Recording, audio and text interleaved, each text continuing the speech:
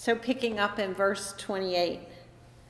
As they approached the village to which they were going, Jesus acted as if he were going farther. But they urged him strongly, "Stay with us, for it is nearly evening. The day is almost over." So he went in to stay with them.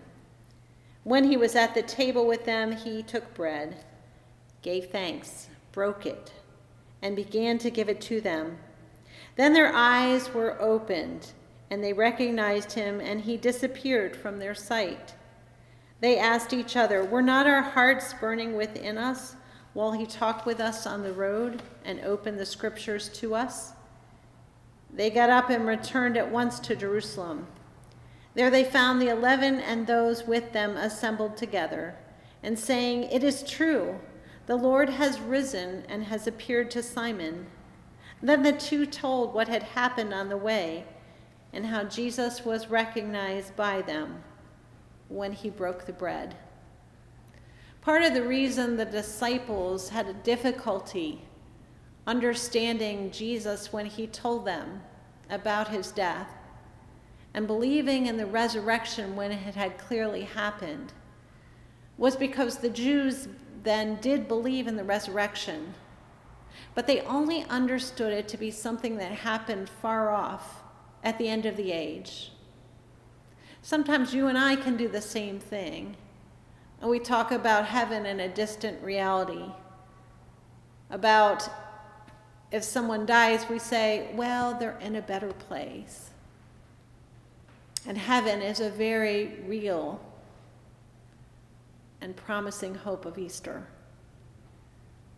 But what they didn't realize and understand was the resurrection could happen in their midst. That Jesus was not waiting to the end of the age, but he brought about the resurrection into their midst. What does that mean?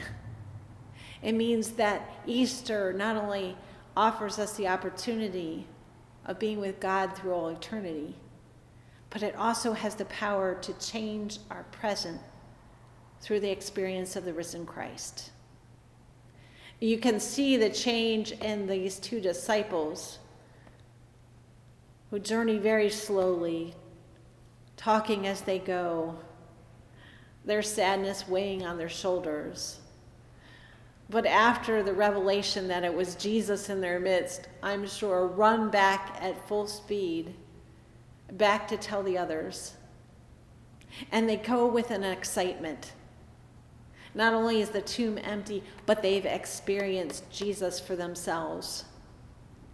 Their whole view of their present circumstances has totally changed because the living Christ is in the midst of them. It can also be that way for us. Easter is a promising hope, but it also can change our present in our current circumstances, even in the pandemic. How did that happen? Well, the disciples were wise enough to do something very important.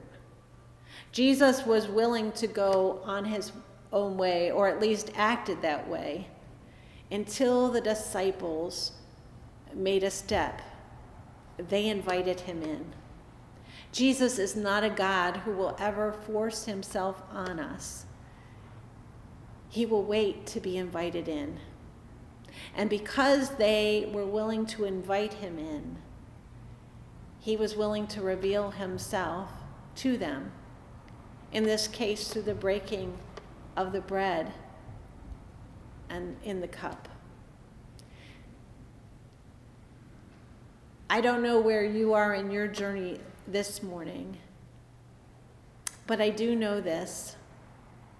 These disciples were not perfect, but all they did was acknowledge they wanted this one to come and stay with them. And that's a very important and critical step. And so this morning on this Easter, I want to ask you a question. Have you ever made that invitation to Christ? You don't have to wait until your life is in order. It's usually not. You don't have to wait till you have perfect understanding. But if your heart, like the disciples, is burning this morning, if you're sensing a longing to have the forgiveness and redemption of your past and the living presence of Christ to have with you always, to guide you and speak peace to you, to confirm with your spirit that you are never alone, and to quite literally rebirth your spirit so that he can abide within you. You don't need to be perfect. You don't need a seminary degree. You simply need to take that step and invite Christ to come and join you on your journey. And so I'm going to ask you these questions today. How can you invite Jesus into your home this Easter?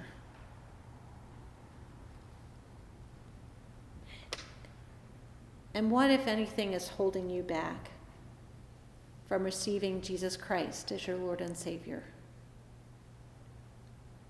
It's an important question. I invite you to turn off the tape and ponder it now.